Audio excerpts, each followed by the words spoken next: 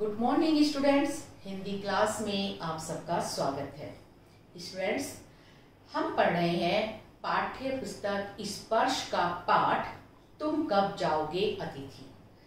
इस पाठ के लेखक हैं शरद जोशी जी। स्टूडेंट्स, शरद जोशी जी का जीवन परिचय मैं आपको पहली वीडियो में समझा चुकी हूँ। साथ ही पाठ का सार भी मैंने आपको समझा दिया था। ये तो आपको अच्छी तरह समझ में आ ही गया होगा कि इस पाठ में क्या है। आज हम पाठ की व्याख्या करेंगे। आज मैं आपको केवल आधा पाठ है वो बताती हूँ, आधा हम अगली वीडियो में करेंगे। आज जितना हम पढ़ेंगे उसके जो शब्दार्थ हैं वो एक बार देख लीजिए। आगमन, आना, नम्रता, स्वभाव में नरमी होना, सतत, लगातार, आतिथ्य, आवभगत, आशंका, डर, भय, निसंकोच, बिना संकोच के, एस्ट्रोनॉट्स, अंतरिक्ष यात्री, अंतरंग, गहरा, भावभीनी, प्रेम से ओतप्रोत, आघात, चोट। सामने आप बोर्ड में मुख्य बिंदु देख रहे होंगे। तो हम सबसे पहले पढ़ते हैं व्यंग्यात्मक शैली क्या है। यहाँ आपने देखा तो पहला पॉइंट है व्यंग्यात्मक शैली। लेखक ने इस पाठ में व्यंग्यात्मक शैली का प्रयोग किया है और शरद जोशी की तो विशेषता ये है कि उनकी रचनाएं जो हैं वो ज्यादातर व्यंग्यात्मक शैली में ही है। वे व्यंग्यात्मक शैली के ही प्रमुख लेखक माने जाते हैं। व्यंग्यात्मक शैली का अर्थ होता है हास परिहास के माध्यम से किसी भी बहुत बड़ी समस्या या उच्च विचार को प्रकट कर देना। आप जानते हैं हमारे समाज में धर्म में जाति के आधार पर ना जाने कितनी ही विसंगतियां हैं। हम उन्हें देखते हैं लेकिन करते कुछ नहीं है। अब ऐसी ही एक समस्या है, वो है अतिथि।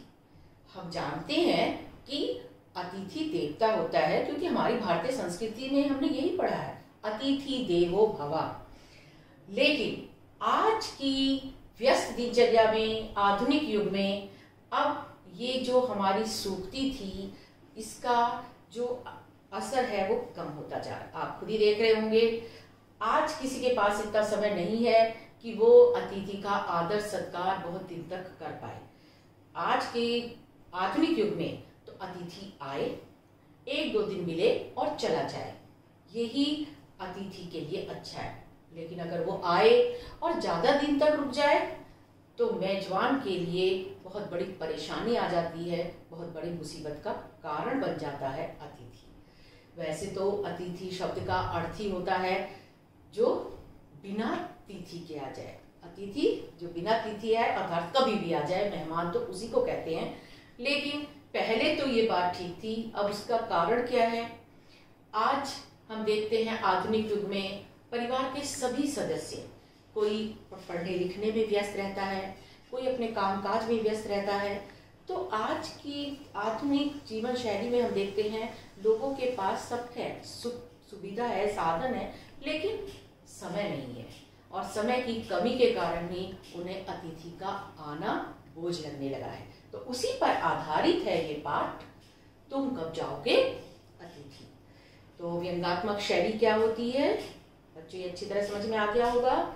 अब है लेखक ने वर्णन किया है अपने पाठ में, पहले गद्यांश में उन्होंने बताया है कैलेंडर की तारीखें नम्रता से फड़फड़ा रही थी। अब वो क्यों फड़फड़ा रही थी मैं इसका वर्णन आपको करके बताती हूँ। लेखक का मानना है कि सामने अतिथि बैठा हुआ है, कैलेंडर लगा हुआ है, अतिथि उसको देख रहा है और लेखक जो है वो कैलेंडर की तारीखों को बदल रहा है और उसे दिखाकर बदल रहा है कि देख लो तुम्हें आए हुए कितने दिन हो गए हैं लेकिन तुम तो जाने का नाम ही नहीं ले रहे।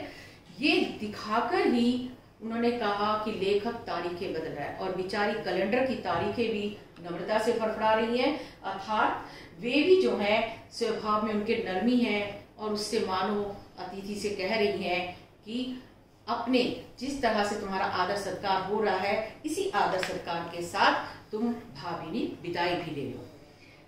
आगे लेखक ने उदाहरण दिया है। उन्होंने कहा कि तुम 4 दिन से यहाँ टिके हुए हो, कि आखिर तुम्हें अपनी धरती पुकारती नहीं है। वो उन्होंने इसलिए कहा क्योंकि उनका कहना है कि जो एस्ट्रोनॉट्स थे अर्थात अंतरिक्ष यात्री इतनी लंबी यात्रा करके चांद पर गए, लेकिन चांद पर वो जाकर टिके नहीं, तुरंत ही वहां के बारे में पूरी जानकारी करके वापिस आ गए थे। और एक तुम हो कि जो इतनी लंबी यात्रा करके भी नहीं आए और 4 दिन से हमारे घर में रह रहे हो। उन्होंने कहा कि कम से कम जैसे एस्ट्रोनॉट्स को उनकी धरती पुकारती रहती है, वो अपनी धरती पर जल्दी आना चाहते हैं, वैसे तुम्हें भी तो अपने घर जल्दी लौट जाना चाहिए। इसलिए उन्होंने एस्ट्रोनॉट्स का उदाहरण यहाँ दिया है। लेखक का कहना है कि जब तुम यहाँ आए थे, पहली बार बिना सूचना दिए आए, और फिर भी कि चलो कोई बात नहीं, तुम्हें देखकर हमने फिर भी तुम्हारा स्वागत किया, मेरी पत्नी ने प्रणाम किया, मैंने भी तुम्हें गले लगाकर तुमसे खुश होकर मिला। रात के खाने को हमने डिनर की उपमा दी। उन्होंने कहा डिनर का अभिप्राय सामान्य भोजन नहीं है।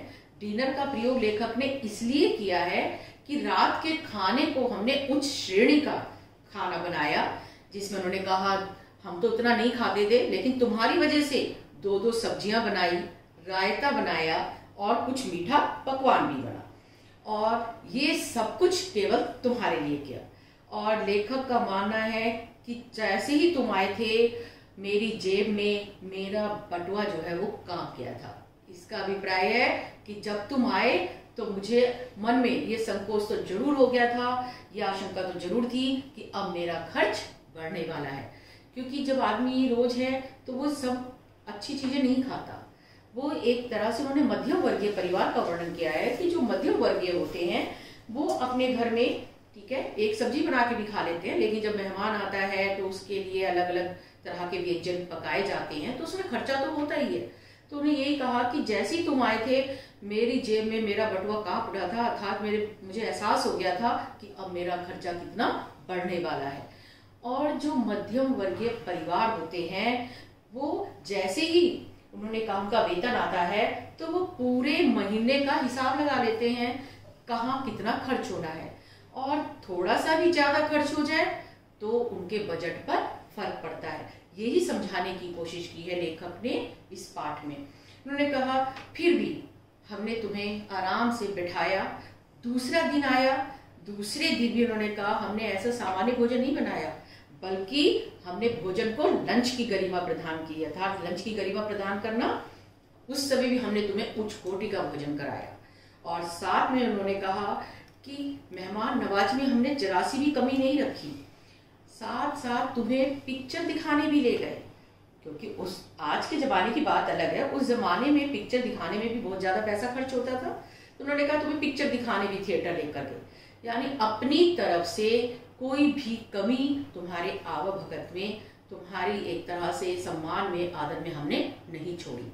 और लेकिन उम्मीद केवल इतनी थी कि जिस तरह से आदर सत्कार के साथ तुम आए, हमने तुम्हारा स्वागत किया, उसी तरह आदर सत्कार से तुम्हारी विदाई भी हो। लेकिन वो समय आ ही नहीं रहा था। लेखक का कहना है आज 4था दिन हो गया तुम्हें, अतिथि आखिर तुम कब जाओगे, कब तक यहाँ रहोगे, ये बात हमें समझ में नहीं आ रही है कि कम से कम यहाँ बैठे बैठे सिगरेट के धुएं उछाल रहे हो, तुम्हें अपने घर लौट जाना चाहिए।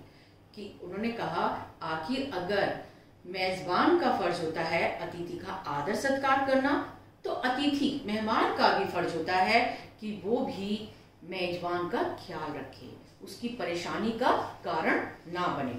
अब उन्होंने कहा कि 2 दिन बीत गए, तुमसे हमने अच्छी तरह बातें भी की, साथ में तुम्हें अपनी तरफ से अच्छा भोजन भी कराया, तुम्हारे साथ आदर सत्कार में मैं, मेरी पत्नी, मेरा पूरा परिवार लगा रहा। लेकिन फिर तीसरा दिन आया, हमें तीसरे दिन की सुबह पूरी उम्मीद थी कि आज तो तुम अपने घर वापस लौट जाओगे। लेकिन तीसरे दिन की सुबह तुमने उठते ही कहा कि आज मुझे अपने कपड़े धुलवाने हैं। अब जैसे ही तुमने इतना कहा कि एक तरह से जो मेरी पत्नी थी, वास्तव में उन्हें कहा कि उसकी आंखें बड़ी बड़ी हो गई। बड़ी का अभिप्राय है कि एक तरह से गुस्से में उसने कहा कि ये तो आज भी कपड़े धुलवाने को कह रहा है, इसका मतलब तीसरे दिन भी जाने वाला नहीं है, कि अगर इसे आज जाना होता तो कपड़े क्यों धुलवाता, अपने कपड़े घर जाके धो सकता था। लेकिन नहीं, तीसरे दिन भी वो मेहमान जो है वो लेखक से कह रहा है मुझे कपड़े धुलवाने हैं। लेखक का कहना है मैंने भी सोचा कि चलो कोई बात नहीं। लेखक का कहना है कि मैंने अपनी पत्नी की आंखों को देखा, मैं समझ गया ये क्या चाहता है। उसके बावजूद भी ने कहा कि मैंने कहा कि ऐसा करते हैं, कपड़े धोने के लिए लॉन्ड्री में दे देते हैं, लॉन्ड्री में कपड़े जाएंगे तो जल्दी धुलकर प्रेस होकर आ जाएंगे। लेकिन ने कहा कि जाने के लिए मैं तैयार हुआ, मैंने औपचारिकता रूप यानी खाली दिखावे के लिए कुर्ता डालना शुरू किया। तुम तो तब भी नहीं बोले कि अरे लॉन्ड्री में रहने दो भाई, मुझे तो अब जाना ही है, फिर घर धुल जाएंगे, कि फिर भी तुम मेरे साथ साथ कपड़े धुलवाने के लिए लॉन्ड्री में चले गए। और तो वो लॉन्ड्री से कपड़े धुलकर भी आ गए, लेकिन तुम अब भी नहीं जा रहे हो। ये सारी बातें जो शरद जोशी जी ने कही है, ये सिर्फ अपने ऊपर आधारित उन्होंने नहीं कही है, उन्होंने हर मध्यम वर्गीय परिवार की इस समस्या को उजागर किया है कि बेशक हम जानते हैं हंसी मजाक का विषय हमें लग रहा है, लेकिन कितनी बड़ी समस्या है कि आप जानते हैं घर का जो मुखिया होता है, प्रधान होता है, वो व्यवसाय के लिए, नौकरी के लिए, जो भी उसका काम होता है उसके लिए बाहर चला जाता है, बच्चे पढ़ने लिखने चले जाते हैं, पत्नी होती हैं, आजकल तो आप जानते हैं महिलाएं जो हैं वो भी बाहर सर्विस करने जाती हैं, तो आखिर मेहमान का आदर सत्कार कर किया कैसे जाए, ये बहुत बड़ी समस्या बन गई है।